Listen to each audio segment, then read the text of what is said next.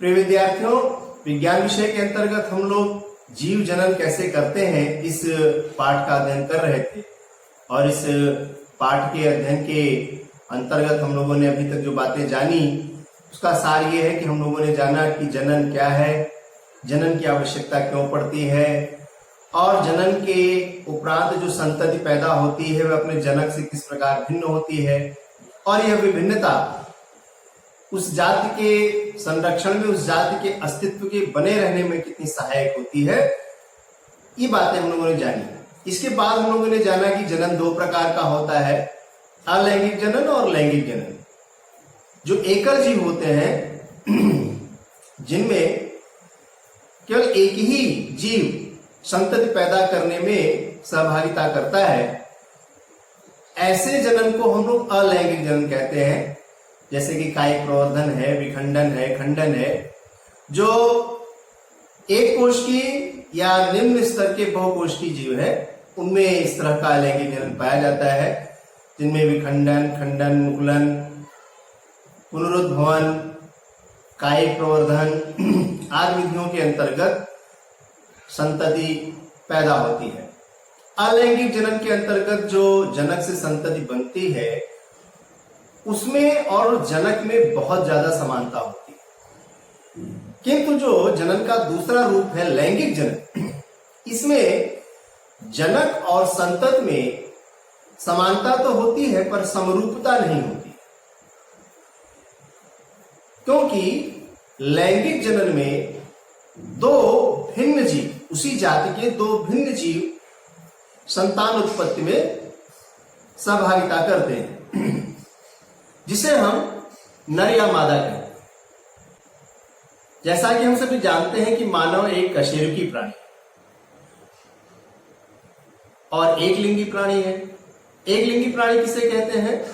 ऐसे प्राणी जिसमें केवल नर युग्मक पाया जाए वह नर, और मादा युग्मक किसी दूसरे प्राणी में पाया जाए उसे हम मादा कहते हैं। ये नर युग्मक और मादा युग्मक ही किसी के नर और मादा होने को निर्धारित करते हैं। मनुष्य में नर युग्मक अलग जीव में और मादा युग्मक अलग जीव में, भिन्न जीव में प्राप्त होता है। इसीलिए मनुष्य एक लिंगी प्राणी है, जिसमें नर युग्मक होता है वह नर, और जिसमें मादा युग्मक होता है वह मादा होता है मादा होती है। इस प्रकार से मनुष्य एक कशेरुकी और एक लिंगी प्राणी है। और जैसा कि सभी कशेरुकी प्राणियों में लैंगिक जनन होता है, वैसा ही मनुष्य में भी लैंगिक जनन होता है। मनुष्य में एक खासियत और है, इसमें लैंगिक द्विरूपता पाई जाती है। लैंगिक द्विरूपता का मतलब क्या हुआ? इसमें नर और मादा के जननांगों में असमानता होती है। हम लोग जब शिशु पैदा होता है तो उसके पैदा होने पर ही उस लैंगिक असमानता की वजह से पहचान सकते हैं कि ये नर शिशु है और ये मादा शिशु। यह लैंगिक द्विरूपता है जो कि मानव में पाया जाता है। अब प्रश्न उठता है कि मनुष्य में लैंगिक जनन है क्या? तो प्रिय विद्यार्थियों, लैंगिक जनन के अंतर्गत, जैसा कि हम लोगों ने पुष्पी पौधों में लैंगिक जनन के अंतर्गत पढ़ा था, लगभग वैसी प्रक्रिया है। नर युग्मक का मादा युग्मक के साथ निषेचन होता है और निषेचन के फलस्वरूप भ्रूण बनता है। अब ये भ्रूण यदि सुरक्षात्मक आवरण के साथ अंडे के रूप में मादा से बाहर आता है तो जो नया जीव उत्पन्न होता है उसे हम अंडज या अंडेयुज कहते हैं, ओविपेरस। किंतु यदि यह भ्रूण अल्प विकसित या विकसित अवस्था में मादा से बाहर आता है तो ऐसी संतान जरायुज कही जाती है, जिसे हम विविपेरस भी कहते हैं।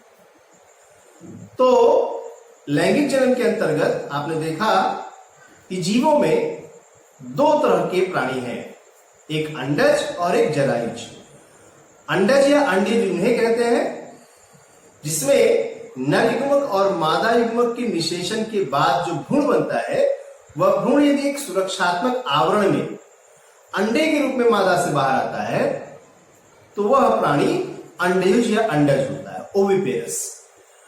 और यदि निषेचन के बाद बना हुआ भ्रूण मादा के शरीर में ही विकसित होता है और विकसित होने के बाद या अल्प विकसित अवस्था में यदि मादा से बाहर आता है तो ऐसा संतान, ऐसी संतति जरायुज या विविपेरस कही जाती है। प्रिय विद्यार्थियों, मानव में जन्म को पढ़ने से पहले हमें कुछ इससे जुड़ी हुई अन्य बातों को जानना चाहिए।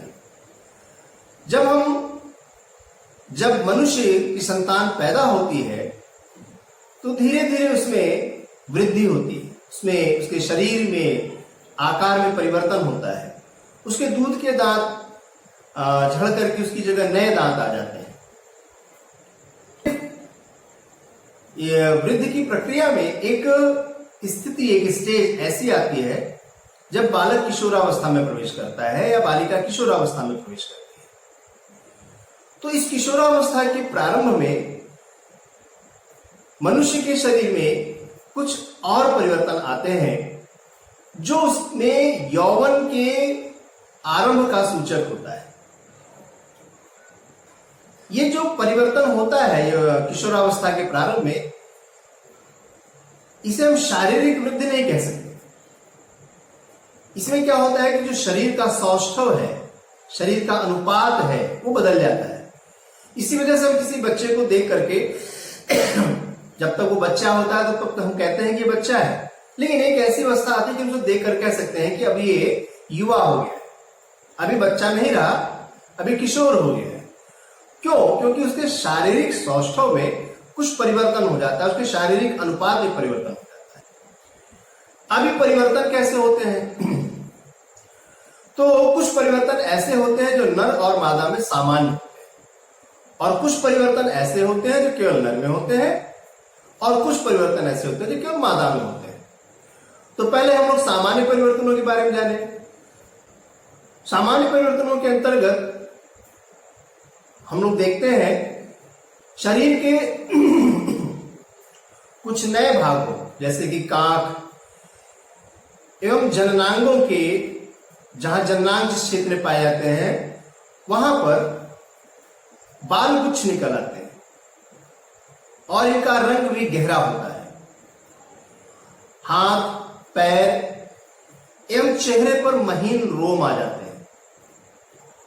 त्वचा भी अक्सर तैली हो जाती है, कभी कभी मुहासे भी निकल आते हैं, और हम अपने लिए और दूसरों के लिए अधिक सचेष्ट, अधिक सजग हो जाते हैं। जिसका उदाहरण ऐसा समझा जा सकता है कि बालक अब शीशे के सामने ज्यादा समय व्यतीत करने लगता है, दर्पण में ज्यादा समय व्यतीत करता है, वो अपने ड्रेस के प्रति, अपने बाल के प्रति, अपने चेहरे के प्रति ज्यादा सजग हो जाता है।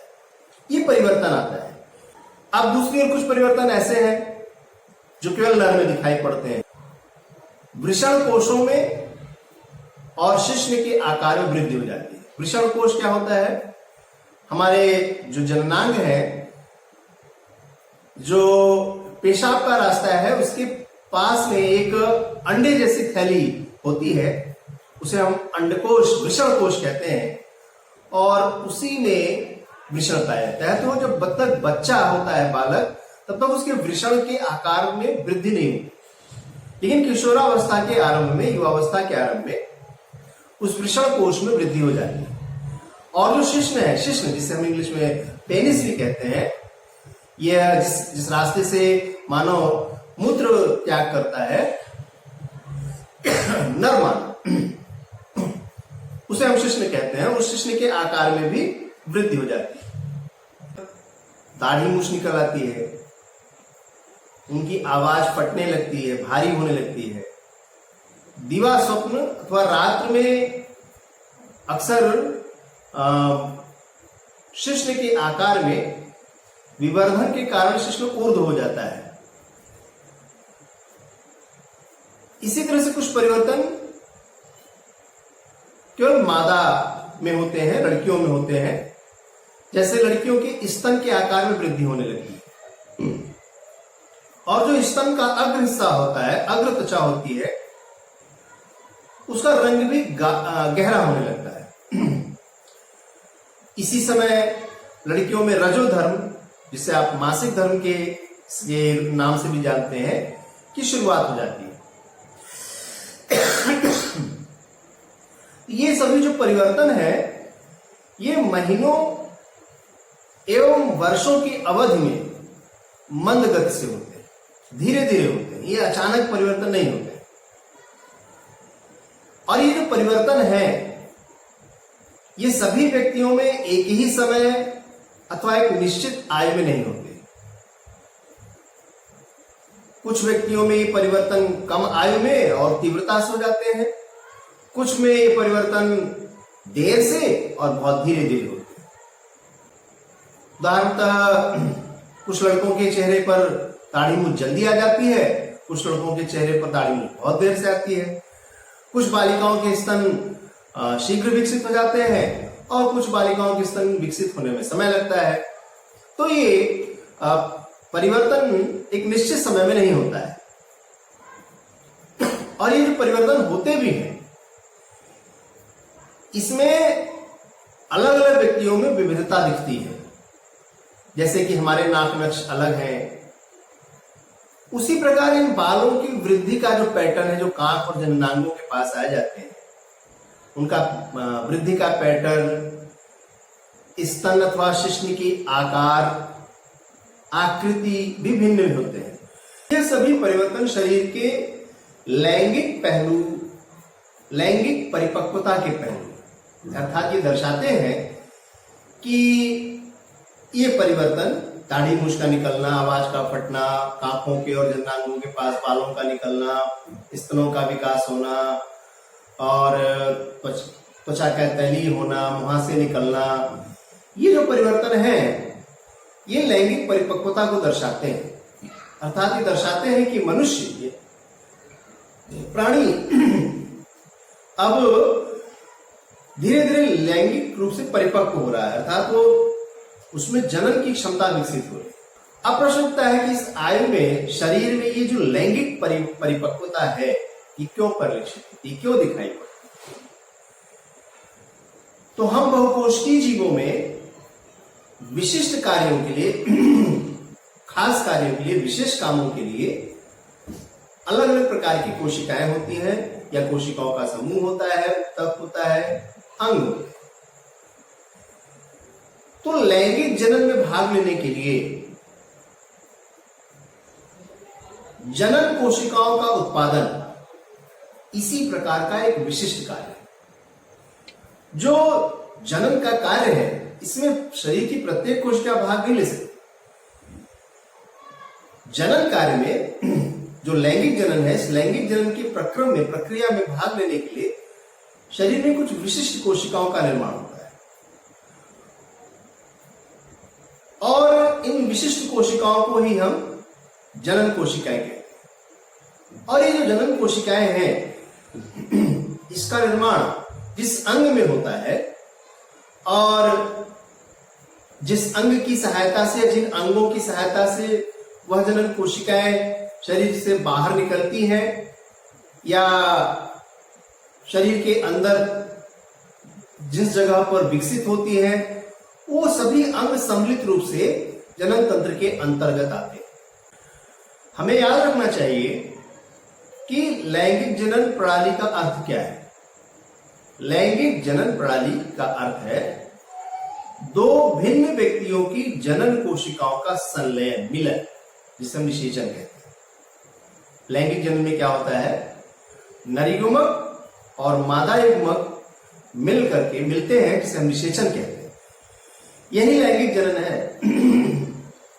और ये इस लैंगिक जनन प्रणाली में दो भिन्न व्यक्ति भाग लेते हैं। तो हमको ध्यान रखना होगा कि लैंगिक जनन प्रणाली का अर्थ है कि दो भिन्न व्यक्तियों की जनन कोशिकाओं का, और जनन कोशिकाएं क्या है, नर में पाई जाने वाली जनन कोशिकाएं जिन्हें हम नर युग्मक कहते हैं और मादा में पाई जाने वाली जनन कोशिकाएं जिन्हें मादा युग्मक कहते हैं। इनका संलयन, और इनके संलयन को क्या कहते हैं? निषेचन। अब ये जो जनन कोशिकाओं जनन है, ये जो जनन कोशिकाएं हैं, इनके बाह्य मोशन के द्वारा भी हो सकता है, जैसे कि पुष्पी पौधा में होता है। आपने देखा कि परागकोश से परागकण निकल करके वर्तिकाग्र पर जाता है, और वर्तिकाग्र पर चूंकि वर्तिकाग्र थोड़ा सा चिपचिपा होता है, तो उस पर परागकण चिपक जाता है, और परागकण एक जगह से फूट करके वहां से नलिका निकलने लगती है, और उस परागकण के अंदर ही नरयुग्मक होता है, और वो नरयुग्मक, वो जो नलिका निकलती है, उस नलिका के जरिए वर्तिकाग्र के मूल में स्थित जो अंडाशय है, वहां तक वह परागकण की नलिका पहुंचती है, और उस परागकण की नलिका के माध्यम से परागकण में स्थित जो नरयुग्मक है, वह वहां से परागनलिका के माध्यम से होते हुए अंडाशय में आकर के अंडाणुओं से मिलता है। तो इस प्रकार से इसमें हमने क्या देखा कि इसमें जनन कोशिकाओं का बाह्य मोचन हुआ, बाहर मोचन हुआ।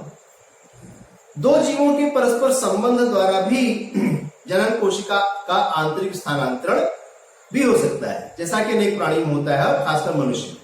क्या होता है कि दो जीवों के परस्पर संबंध द्वारा जनन कोशिकाओं का आंतरिक स्थानांतरण होता है।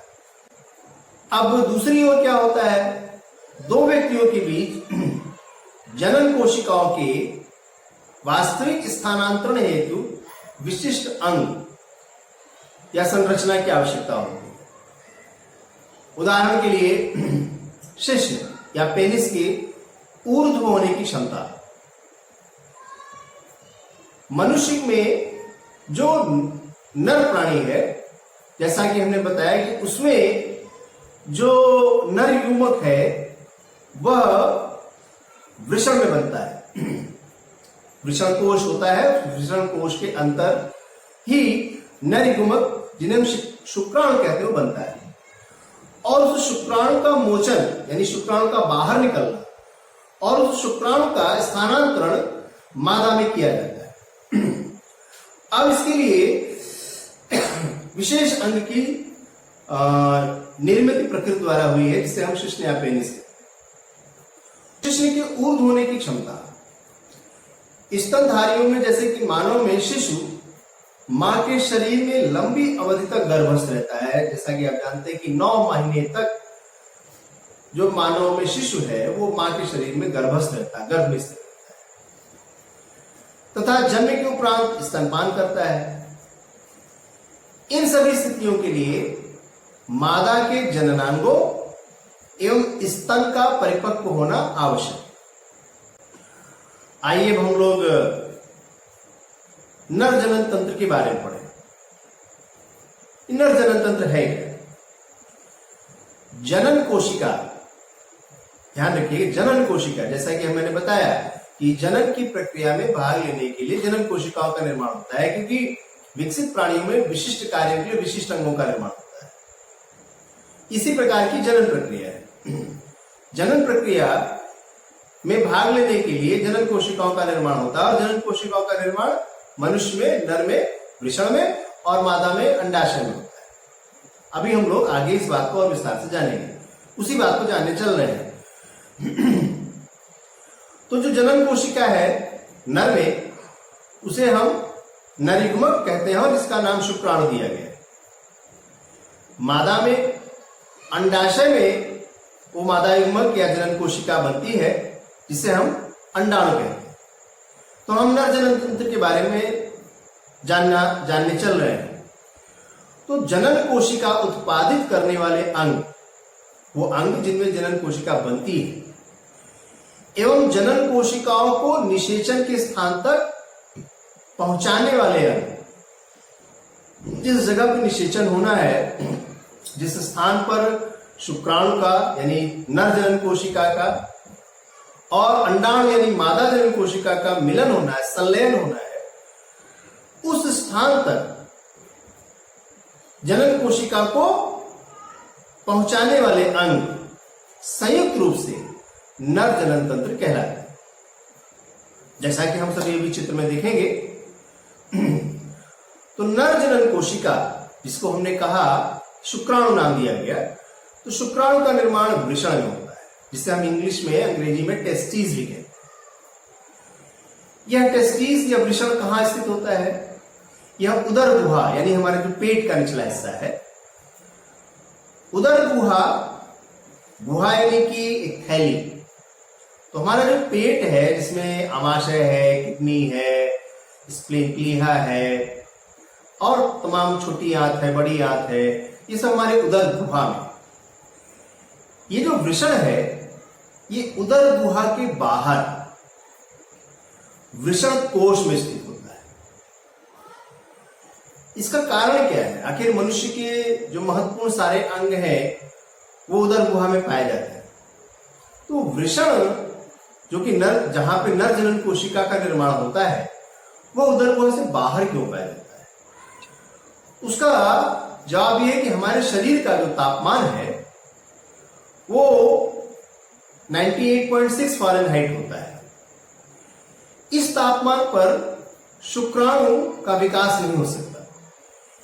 शुक्राणु के विकास के लिए मनुष्य का जो सामान्य तापमान, तो 2 से 2.5 डिग्री सेल्सियस तापमान कम की आवश्यकता पड़ती है शुक्राणुओं के अच्छी तरह से निर्माण में। और मनुष्य का जो साधारण तापमान है, उस तापमान पर शुक्राणु जीवित नहीं रह पाएंगे। तो इसलिए उदर गुहा से बाहर वृषण स्थित होता है। और ये जो वृषण है, ये जिस थैली में स्थित होता है उसे हम वृषण कोश कहते हैं। इस वृषण से, वृषण में तमाम महीन कुंडलित शुक्र नलिकाएं होती हैं, जिसमें शुक्राणु जनन की क्रिया से शुक्राणुओं का निर्माण होता है। वृषण से नर हार्मोन, जिसे हम टेस्टोस्टेरोन कहते हैं, उसका स्रावन होता है। ध्यान रखना है, प्रश्न बहुत पूछा जाता है नर हार्मोन्स का नाम।